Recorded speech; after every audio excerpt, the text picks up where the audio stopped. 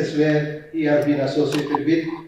Also, long years of experience in the area of, I would say, entrepreneurship ecosystem, and we will be eagerly looking forward to hearing from him on his views on how to build a very strong and sustainable ecosystem of entrepreneurship.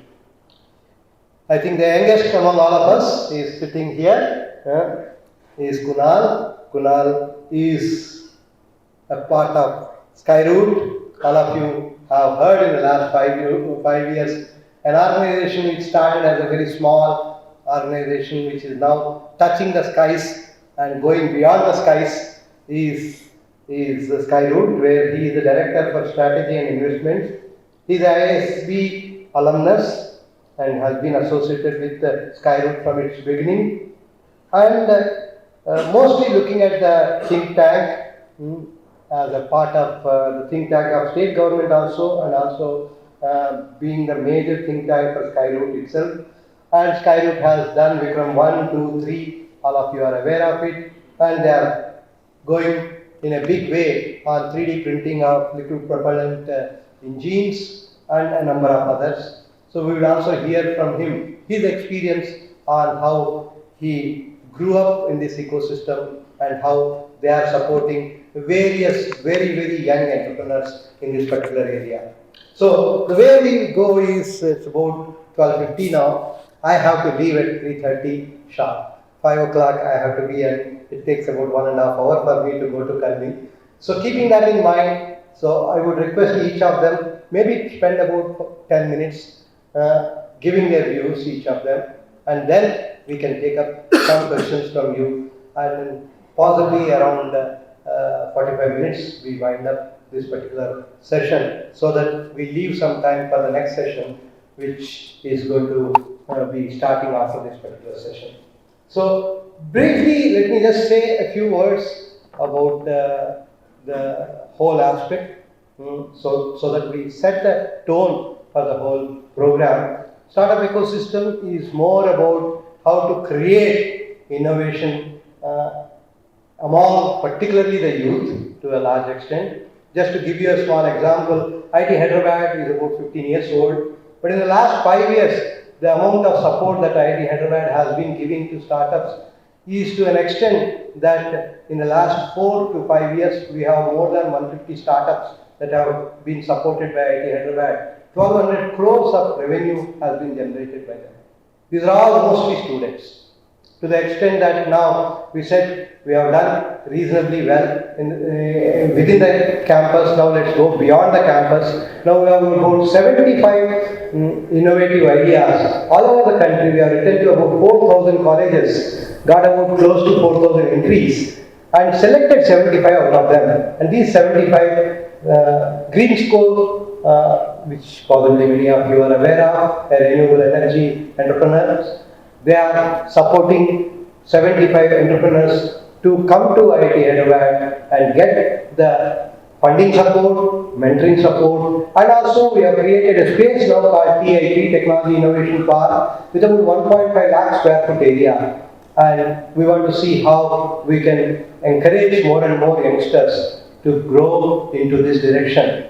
To the extent that at IIT Hyderabad now, even a first semester BTech student can take a semester break with about 6 credits to work on an innovative idea of his or her, so that the student need not have to wait to complete 4 years of BTech to think of that. By the time the idea might have been taken by somebody else, or his own interest might also fall down. So these are the kind of support systems that at least one single example of IIT Hyderabad I am trying to say, but I am sure similar examples exist throughout the country in every one of the institutions in some way or the other. Let's try to see how the views are of the panelists in this particular area. How do we ensure? The main issue is not just identifying the bright ideas. Bright ideas, identifying to some extent, people coming out of their, straight-jacketed thinking and coming with new ideas. There are quite a number of youngsters who are coming. But how do we ensure that they become sustainable, their ideas are sustained? And finally, how do we ensure that they are scalable and at the same time commercializable. So this is the area where there is a lot of, I think support that is needed for these youngsters. And let's hear from our panelists what do they think about this. We'll start with the youngest of the lot. Okay, Kunal, please. You can go there and speak if you want, or sit here. I think I'm good here. Good afternoon, ladies and gentlemen. I am Kunal Gupta, and I head strategy and fundraising at Skyroad Aerospace. So what I'm going to do is I'm going to quickly walk you through, a little bit about what precisely are we doing, and then perhaps get into a little bit of the challenges and the opportunities that we've experienced. So what you see on the screen right now is the Vikram suborbital, or the Vikram S launch vehicle. We launched this vehicle in November of last year, taking India's private sector to space. This vehicle was designed and launched within a record timeline of 2 years, and we achieved success in the first attempt itself. To the best of our knowledge, nobody across the world has achieved success in the first attempt, especially as far as suborbital is concerned.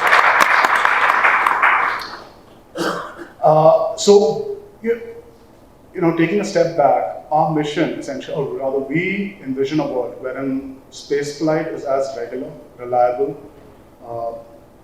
frequent as and affordable as air flight. Right? We envision a world wherein launching assets into space is not just a prerogative of larger enterprises, but smaller, medium-scale enterprises, non-profits, and the works.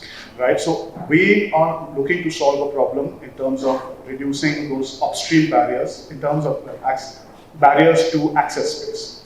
Right? So we are the first company to launch a rocket to space, the first private company to launch a rocket to space in South Asia. We have raised about $68 million of capital so far. We are one of the highest funded startups in the country. And we just started with a couple of people. We were founded in 2018 by two former ISRO rocket scientists, and with just a couple of people, I think, out of T-Hub, and we're now about close to 300 people working on the rocket program. So this is the Vikram S launch vehicle. Essentially we went to space, we came back. In our first maiden flight itself, we carried 3 customer payloads. We were very confident of achieving success. It was covered, the launch was covered extensively in domestic and international media. And one of the key, I would say, successes of this mission was that 80% or most of the technology that we will be using for our orbital flagship program, which is the Vikram 1, 2, and 3 platforms, were essentially validated. And these include the kind of structures, the thermodynamic designs, the thermal systems, the avionics, the propulsion systems, and the works. So what you see on your screen right now is what we're building. We're building the Vikram launch platform. It comprises of Vikram 1, 2, and 3 launch vehicles. We can carry payloads. These are smaller launch vehicles. We can carry payloads ranging from, let's say, about 480 kilograms to about 800 kilograms to space. So it's a very flexible platform that targets the small sat market. And the entire architecture has been designed in a manner that delivers on-demand, very responsive launches. So much so that we've designed the vehicle to be able to be integrated and launched within just 72 hours, right? And it requires minimal launch infrastructure, very modular, and the works.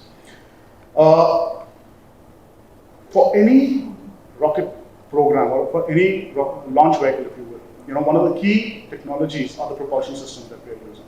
And we are among the very few companies in the world that have validated 3 different types of propulsion systems in record short timelines. So within just 2 years of the company being formed, we moved quickly. We validated the Earth Storable Liquid Propulsion Engine, which is what you're seeing on your screen right now. We validated a fully cryogenic engine, which is what I believe November of 2021. Yeah. So we validated a fully cryogenic engine that uses methanol as a fuel. And this engine is fully 3D printed. Using traditional techniques, it would take very long. It has very long lead times in terms of production. 3D printing allows us to essentially produce the engine that you're seeing on the left side of your screen. We manufactured that in about close to 2 days. Right? And We have also validated solid propulsion. So what you're seeing, we've also tested, done significant ground tests on solid propulsion systems. So the entire vehicle, the entire platform, Vikram 1, 2, and 3 are fully carbon composites. That essentially means that the vehicles are lighter. It allows us to carry greater payloads and, as a result, reduce costs. So what you're seeing on your screen right now, especially the images on the left side, on the top left, that's the first stage of the vehicle, fully carbon composites. This carbon composites is an area we specialize in. And coming to the final bit, a launch vehicle is essentially a systems of systems, right? And we specialize in several subsystems as far as the launch vehicle is concerned. These include propulsion systems, as I've mentioned, but it goes beyond that to guidance, navigation, and control, composite structures, avionics. And in fact, I want to mention composites because this is an area we're very proud of. This is the first time in the country a composite vehicle has actually been flight proven, which is with the Vikram S, a fully composite vehicle. And that's just a little bit about us. And that's our team at one of our facilities in Hyderabad. So thank you. A few minutes on how do you do all this? Yes. So how do you guide people to think out of the box and ensure that they come up successfully? Well, at the outset, I would say, the first step would be to have that grand vision in place, which I believe, especially the founders have established fairly well. That has essentially aligned all of us towards that common goal of making spaceflight as affordable, reliable, and free as airflight. Going beyond the vision, a lot of it comes down to execution and moving quickly. So at our organization, we have a philosophy of moving rapidly. Move fast, fail fast, iterate, and move. Sort of proceed. So that is one of the reasons I believe we have been able to achieve, significant milestones towards our rocket program in record timelines. Right? While the vision is great, execution is where the game is going to be won, if you will. And so that is one. And of course, there are, the brass tacks of it is you need access to capital. And that is one of, I would say, a significant challenge that at least the space tech companies in India are going to face, especially space tech companies on the upstream side. So the upstream side comprises of, launch vehicle service providers, satellite manufacturers, satellite operations as well.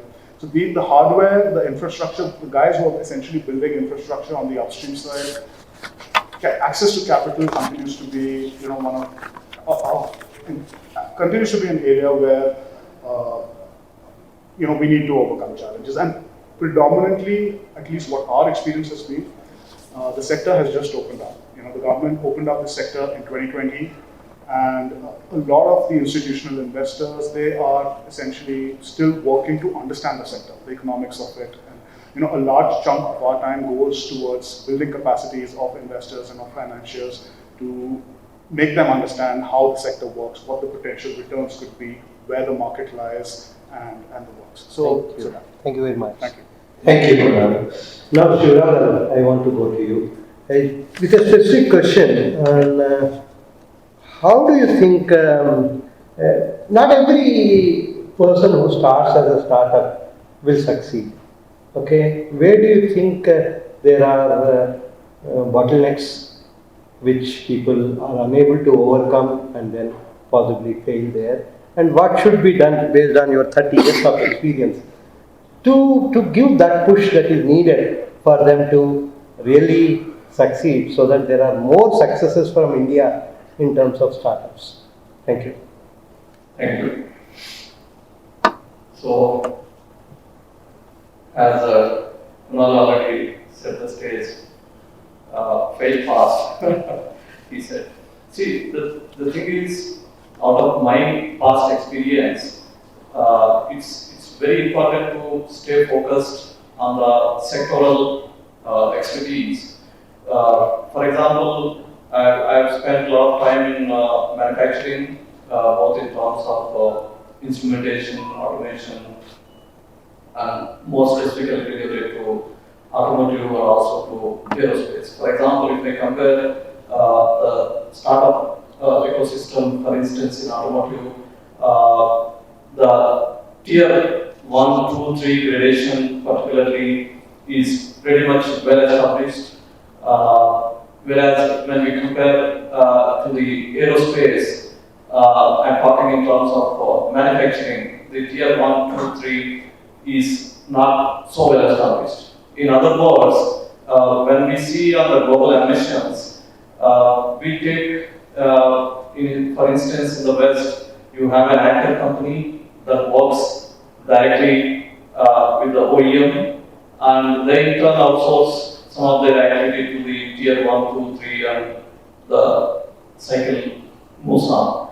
Whereas in aerospace area, this gradation is not very fairly established.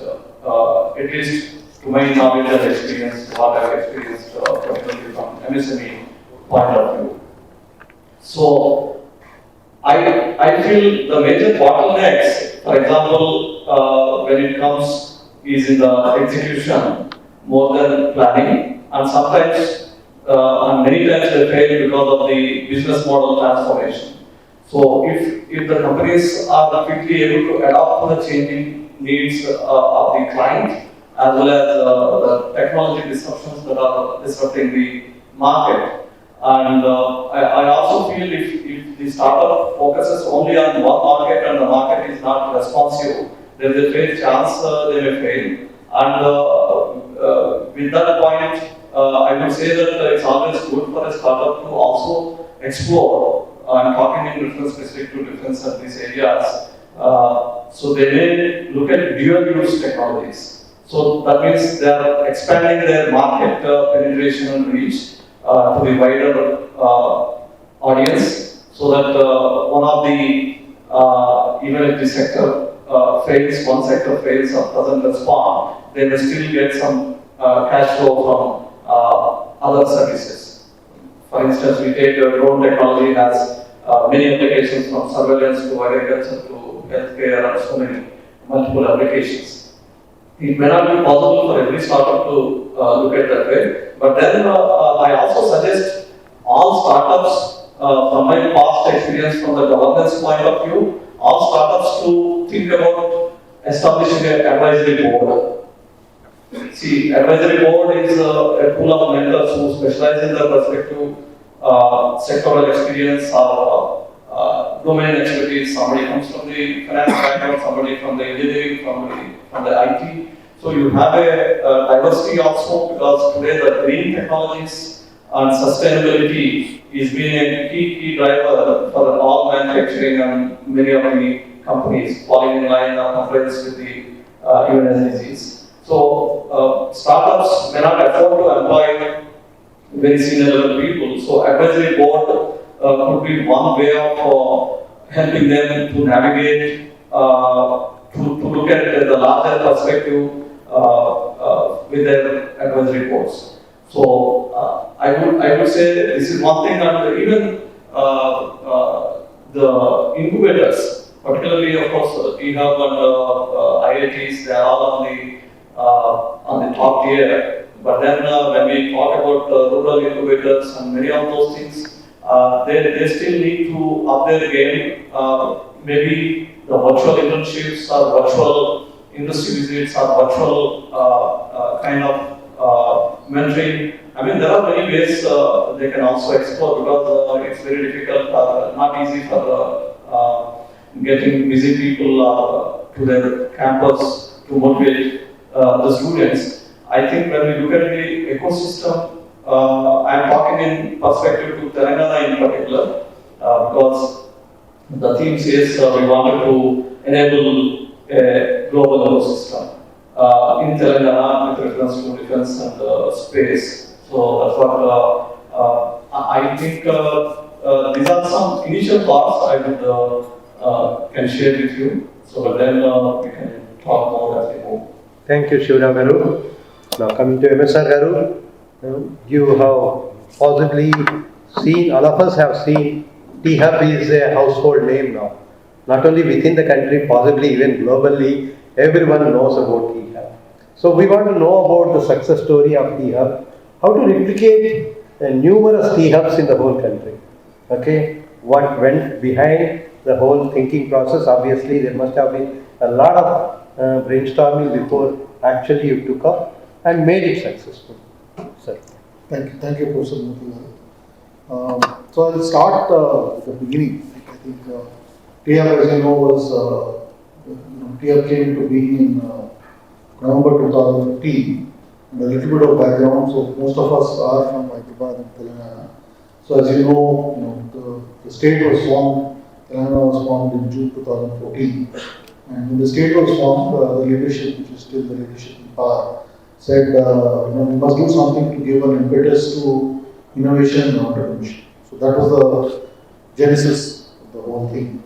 And one of the things they said, so the startup movement, which Professor Murty, when he talked, today we have close to 98,000 startups in India. At that time, back in 2014, there were less than 500 startups across India. Right? So it was very early days. So they said, what can we do to create historically, Hyderabad has been known as a hotbed of entrepreneurship in areas like pharma, infrastructure, and so on, but not necessarily in the tech space. Okay. So they said, we must put together, can we do something to create a new wave of entrepreneurs, right? Who are not necessarily focused on infrastructure-led businesses, but more next generation tech. So that's how we have idea came to be. I think one important takeaway from the beginning of TIHA was the structure itself by which TIHA was built. Right? So most of us here would think that TIHA is a government entity. Reality is yes and no, and I'll explain why. So TIHA is actually a quasi-government entity. Okay, so the founding fathers of TIHA are the government of Telangana, IIT, which is the International Institute of Information Technology, ISB, Indian School of Business, and NALSA, which is the National Academy of Legal Studies and Research. So there were so these four entities, one government entity, three academic entities, then one private entity, which is TechM. So as you know, Satyam morphed into TechM after a certain set of events. So they were the five founding fathers. And they said, so two things. First, we will not make it a government entity. Right? Unfortunately, particularly in IT, there is this perception, which sometimes is wrong, that the IT industry has flourished because the government stayed out of it. I can argue to the contrary, because without the government doing SEZ, STP, providing internet connectivity, some of us are old enough to remember the 64K dial-up modem and all of that. The IT industry would not afford to being a $250 billion industry. So that are not. So they said we will create a structure which is a public-private partnership where we will involve government, industry, and academia to create this structure. Second is we will make it a board-run entity. Okay? I'm conscious that there may be some of you here who may be in government, but they said entrepreneurship is best understood by entrepreneurs. Right? So we will If I can just briefly intervene, I want to know more about what did you do to make less than 500 startups before you started those things to about close to 1 lakh startups. What was done to enable this to happen? Sure. I'll answer the question. Sure. Let's finish this. Sure. Part. So basically, create a structure where the people who run this entity, right, are people who've been entrepreneurs first, right? So today, for example, some of you would have heard of this move by the government to induct talent at a senior level laterally, right, at the joint secretary level. I'm happy to share with you that in Telangana today we have about 470 people who've been bought in from the private sector to run the various entities which are part of the Telangana innovation ecosystem. THUB, TWorks, Rich, Task, and so on. So that's one difference. So bring the enterprise of the private sector along with the capabilities of the government to be a facilitator, orchestrator, put the resources of the government behind it. That's one difference. One key difference. Second is, for example, THUB, we generate our own cash flows. We are not dependent on the government for funding, so which means I've been an entrepreneur twice over. The way we think about what we are doing today is run it like you run your own enterprise. Okay? Not depend on somebody else to support you fiscally, for example. So these are two vital differences, and this is what we are now doing. We are in conversation with about half a dozen other states which want to replicate this model. Right? So we have people coming here. Now to come back to the second question. So I think it's a confluence of many factors which has led to the startup plan. Right? To start with, I think everything around India went through a rapid phase of digitalization. So things like Aadhaar, the what we call the India stack, the JAM, that part had a big role to play. The increasing consumerization of India, right, as we become now slowly becoming a lower middle income country, consuming, the consumer class is going up.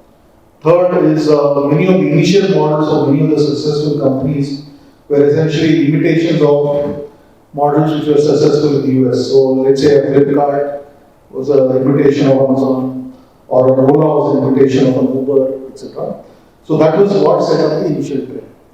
Fourth, from an investment standpoint, in the last 8 or 10 years, close to about $140 million of capital has come in, predominantly from outside India, to support these startups, because everyone sees 1.4 billion people, a country which is rapidly scaling, etc. So all of those factors, it's you might say, a happy confluence of many factors, right? Some by design, some by chance, which have led to the startup. Right?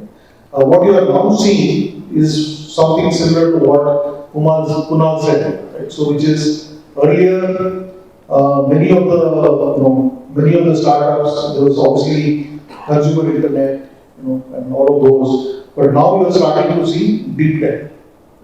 So today, if you look at the 98,000 startups, we have now at the last count close to about 7,000 startups which are in deep tech. So when I talk of deep tech, I talk of areas like space, mobility, something in sustainability, and so on. Right? So I think it's a combination of several things. Government policy has played a big role. So initiatives like Startup India, right? Initiatives like the ones which the government here has initiated, setting up this entire innovation ecosystem, is what has led to this. And of course, I think India, we recognize today, we are adding close to 12 million young people to the workforce every year, right? And the only way the problem of jobs can be solved, right, is by entrepreneurship. Absolutely. So, plus today we have 120 unicorns. Right? Now, except about a dozen of them, most of them are not making money. That's a topic of separate discussion. But having said that, in some ways they have become role models. Sure. So when you see your neighbor who went to the same school, same college, go on and build a business. That's a very, like for example, what Kunal said, Power and Bharat have now inspired. There are now 97 space tech startups in India. So the power of role models and Sure. Like sportsmen, now entrepreneurs are becoming role models for a number of people to take up entrepreneurship as one of their passions. And I'm seeing that more and more, having been in an IT system for almost 30 years now, 33 years. I'm seeing that last particularly 5-10 years, more and more students are moving into this. And they are saying that at IIT Hyderabad, for example, we now allow a student who completes 50% of the total number of credits to take a diploma and leave the system. Okay, if they think that they have learnt enough. Okay, many students say, I have got enough skills now in these 2 years. I don't want to stay 2 more extra years and get a degree. Anyway, that degree is not going to be more important for me than what the skills that I have already got, and started moving in. A second year student and a third year student come to us and say, sir, yesterday I paid salary to 5 of my employees. These are all undergraduate students minded. So that's the kind of ecosystem that is being created in the country. And he mentioned about digitization. In fact, last 5 days I was in Japan. The taxi fellow, I have to pay cash. I go to a restaurant, I have to pay cash. We have not, we have even forgotten, most of us do not carry a wallet with us. We just carry our mobile. A roadside chai wala I can pay using my mobile.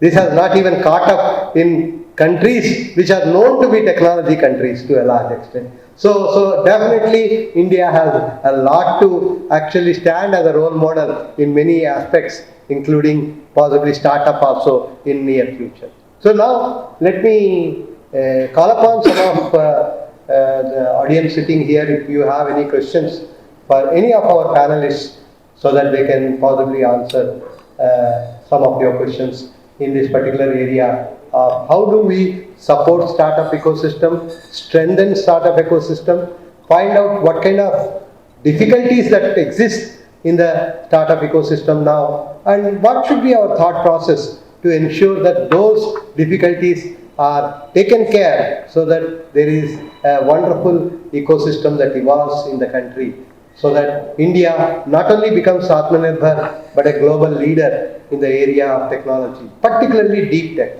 Okay, we have been doing very well on software.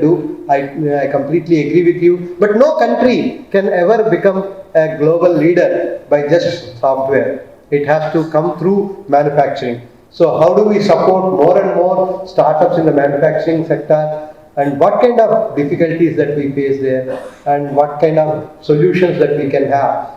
Through a dialogue, hopefully, I would see that something evolving at the end of the session. Anybody raise your hands so that we can. Yes, sir. Sir, I just have a question for the panel. Please. Like I work with MSMEs because I am a practitioner, so I deal with them on GST and customs. See, when you take a small MSME in China, the first day he starts a factory, he goes and sees that US may how many certifications are required for me to export my goods and services. Like if they require UN certification or a CE certification or whatever it is. Why in India MSME, like they are not proactive. अरे UN certification को खर्चा लगा ठीक है, पैसा खर्चा कर देंगे. आदमी तो कल business आएगा. If I have a certification, if my buyer's requirement is that you need to be a UN certified factory, then only we are going to buy goods and services from you. So how do we change that mindset of an MSME? कि आपका product अच्छा है, you are very competitive. आप China को beat कर सकते हो, but how do we that push कैसे देना है? How to give that push to Shiva Rao, you want to take up? So I heard this question before as well. I am one of the founding member and former chairman at national chairman at CII for Standards Committee, which is now integrated into Institute of Quality, the same thing. Anyway, so I mean to beat China is a different ambition. Quality compliance, regulatory compliance should be built in the DNA of any startup or MSME from the day one. It's not that we aim to beat China because China is a autocracy and they work in a different model, and the ecosystem is far different. They talk about scale right from the inception, whereas we are talking about micro enterprise and the difficulties what we are expressing. So from that point of view, Quality Council of India has JET program, and CII, also Institute of Quality, has many programs educating, and a lot of MSME chambers and associations are there predominantly doing this. So it depends from the day one on the education of the standards. Bureau of Indian Standards actually has, for your attention also, sir, most of the academic institutions now are encouraged to start these standards clubs. So BIS has a program, and these standards clubs will give an idea what is a standard. See, because unless there are voluntary standards, there are regulatory standards. I'm not thinking too much beyond that, and there are accreditation things. So what I'm trying to say, most of the ISO certificates a lot of people have already in India, there are also fake. So this is one of the menace. ISO itself is scratching their head, and including Government of India, DPIT, they are all seized with this. So to conclude that the awareness is the key, and it should start from the educating as an entrepreneur by yourself. But there are ample opportunities, both virtual learning as well as this. Thank you very much. Any Yes, I think you have. Yeah, I have a question for Kunal. Just wanted to know, do you think that will be a reusable rocket soon coming out of India, either a government entity or a startup? I don't know what's the seed currently, just I'm curious. A reusable rocket, is it? Reusable? Okay. I believe ISRO is working on it. I think there's an autonomous RLV vehicle that ISRO is building. So and I think they reached a very, a landing milestone fairly recently. So, I think yes, the reusable technology is already in India, and we'll see ISRO, sort of move forward with that pretty quickly. Almost 5 years back itself, they have demonstrated ISRO. I'm aware of that. We had one of our project experiment that was done there. Thank you. Yes, MS sir want to add something. Just to quickly add, in fact, about a couple of weeks ago, there was a startup from Jaipur. Young kids, must be 22, 23 years old. And we run something called the Startup India Seed Fund. So we funded them a small grant. They are working on reusable rockets. We also connected them to the founders of Skyroot. They are building it using stainless steel. Their first prototype will be up and ready by the end of the year. Small range, but it's a start. The main issue is if it during the re-entry, the temperatures that are subjected by the main body is almost like 3000 degrees. So you need to have materials which can withstand that. So basically silicon carbide, variety of borides, so material science comes into play there. So we have been working a lot on those. Okay, some new type of materials. Anybody else? Yes, I have two hands at the same time. Maybe I take this first. Excuse me. Yeah, you have the mic first. Obviously, he gets a chance first. Sir, I've got a question. This is regarding the certification which was just taken up by him. Sir, we have also got DGC over here, where we got semi-lab and all this. But why our certification agencies are not recognized by the other countries? It's better that we should get our certification recognized by other bodies, so that our product are sold. Somebody at the, I think, government level should take up this with others. I think it has to be an initiative by the government or whoever are heading these Semilac or people like that have to. I mean, it needs an effort from our side. Somebody just does not recognize anything. Even if your technology for someone to recognize, you need to demonstrate it. So similarly, if you say that the kind of certification that we are giving, the people are the quality of certification is good enough is something that if you can demonstrate, I think it will happen. Might take some time, but keep on beating it. That's it. Yes. Here.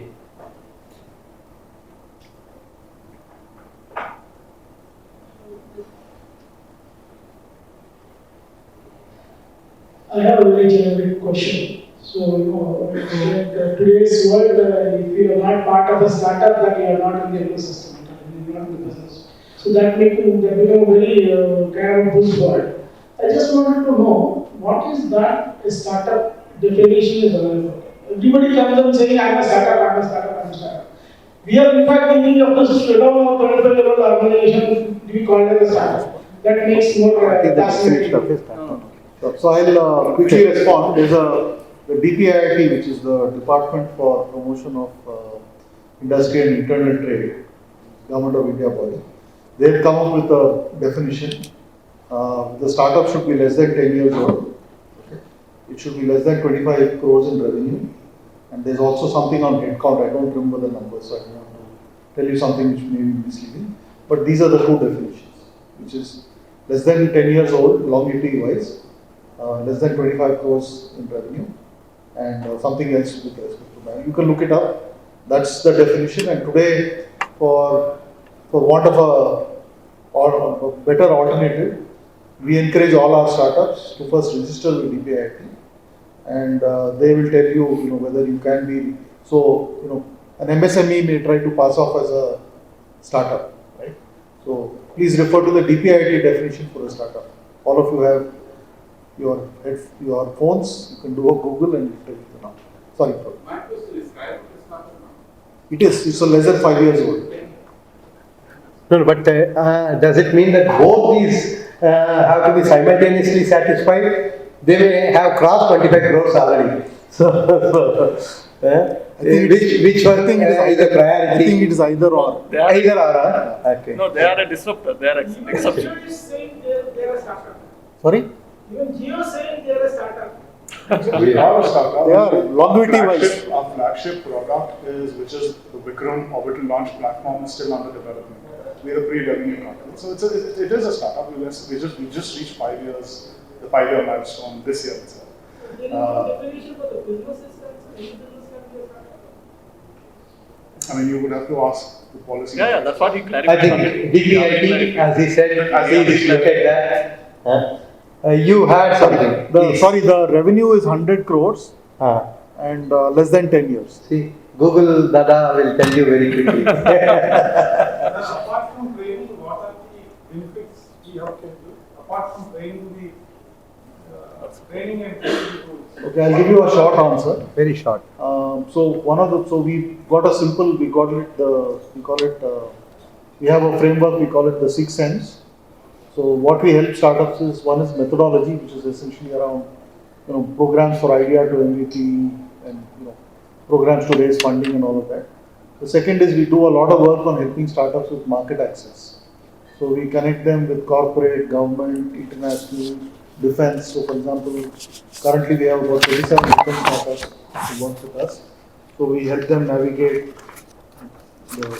the buying ecosystem.